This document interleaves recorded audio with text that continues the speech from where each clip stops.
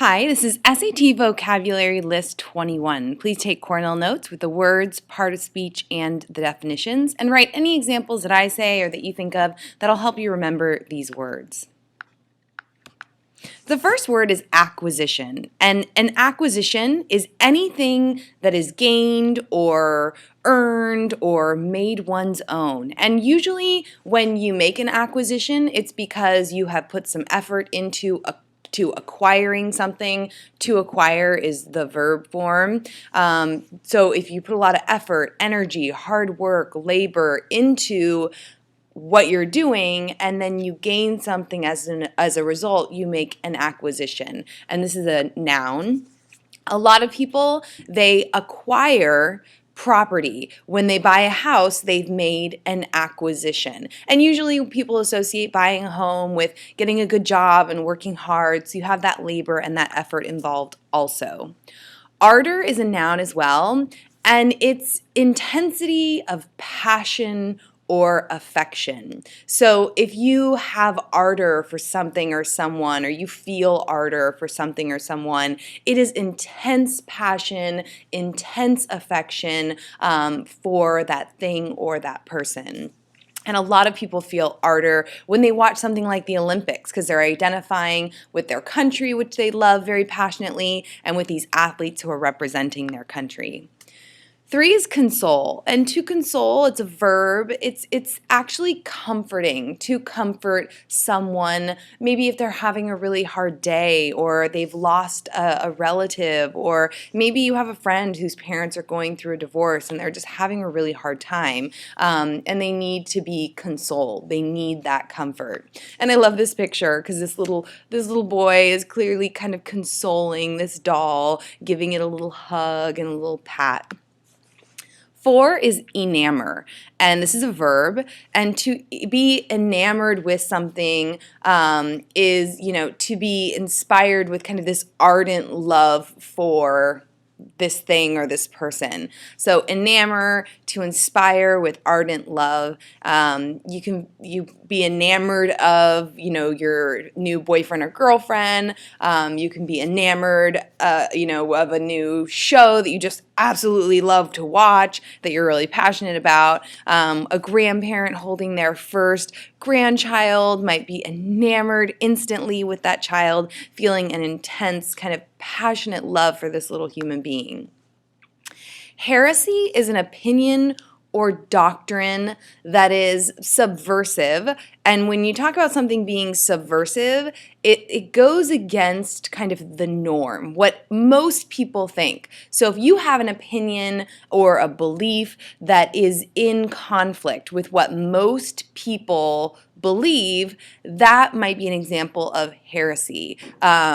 And so a lot of times this word was really associated with the church. So the church has specific sets of beliefs. They have certain principles that people live by who are associated with the church. And in the past, if someone disagreed with the church, it was considered heresy. And so a lot of times we think of the word heretic, which is an actual person who held these beliefs that were considered to be subversive or against the church. But even in a more lighthearted way, heresy could be, if everyone loved a popular TV series like, Friends or Seinfeld, and then, someone said, oh, that's the worst show, the people who love that show would almost feel like what you're saying is it's heresy, right? You can't believe that you would go against what most people feel about that particular show, or that, a lot of people feel like certain celebrities are, just should be revered and will always be thought of as just amazing. Some people who are diehard music fans will always just love Michael Jackson, and if someone came along and said Michael Jackson wasn't a great singer, he wasn't a visionary in the music industry, some people would say that's heresy, just because they can't believe that you would disagree with what most people think.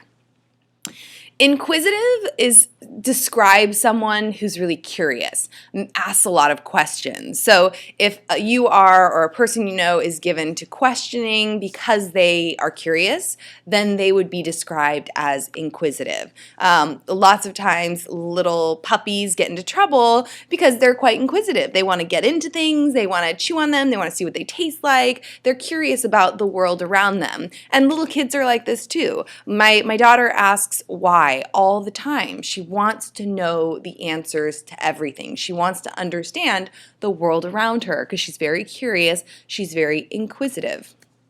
She is also loquacious, and someone who is described as loquacious is talkative. They love to talk. They talk a lot. A lot of people who are very loquacious have had a lot of practice talking, so they're actually quite good at it as well. So when I think about TED Talks and people who stand up and share their ideas in this kind of oral tradition, in this, talking and presenting, a lot of these people might be described as loquacious as well.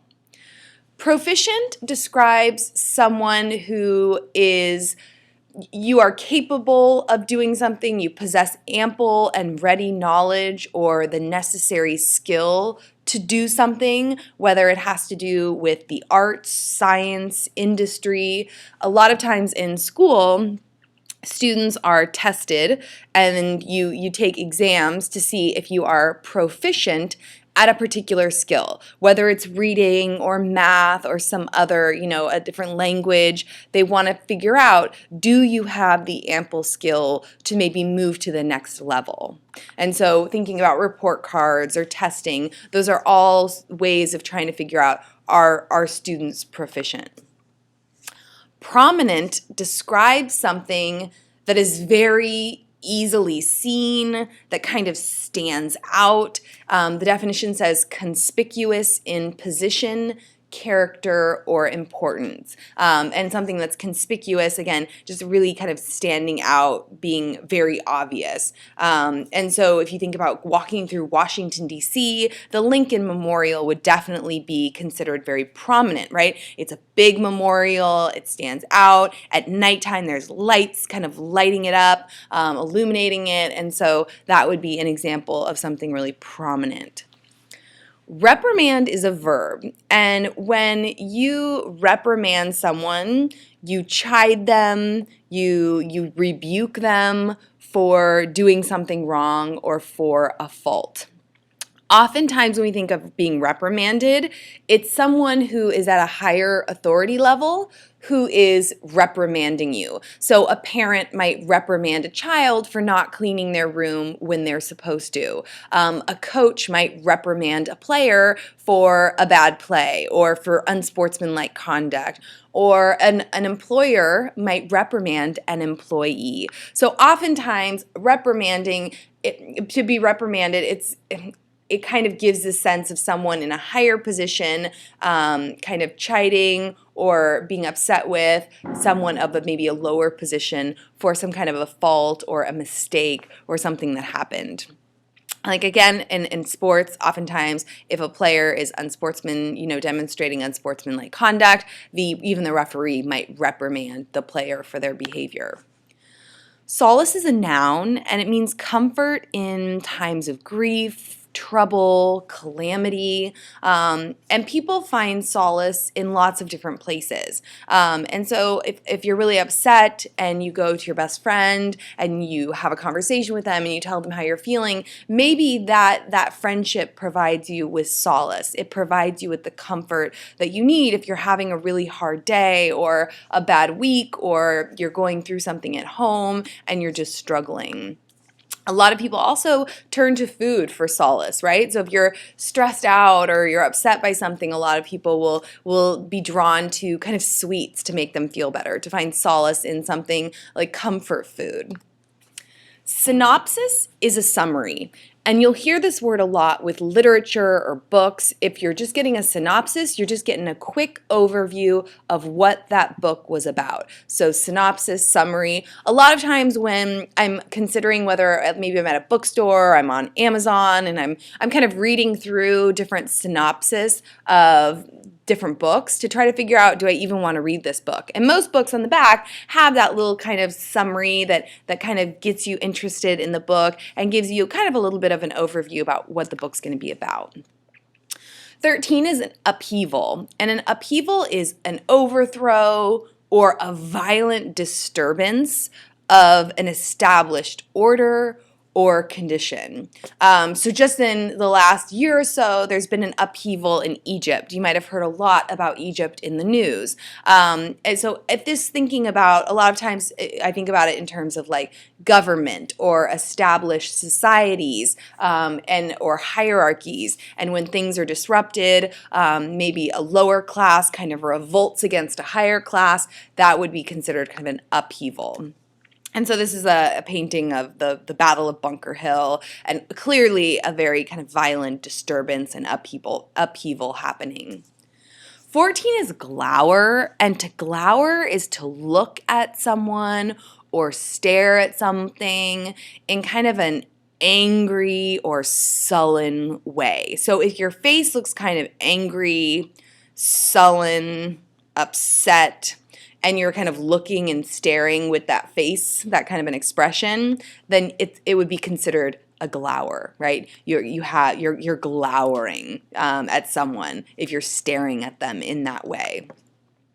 And 15 is rebuke, which is very similar to reprimand. As I said, reprimand tends to imply someone of a higher kind of authority reprimanding someone of a lower kind of status. But rebuke is very similar in that if you rebuke someone, you sharply criticize them. They've done something clearly that they shouldn't have or that is incorrect, and you're telling them that they did something wrong. You're criticizing their behavior. And a lot of times when we think of rebuke, we may even think of kind of how we respond to ourselves when we know we've made a mistake. We're hard on ourselves, we rebuke ourselves for mistakes that we make.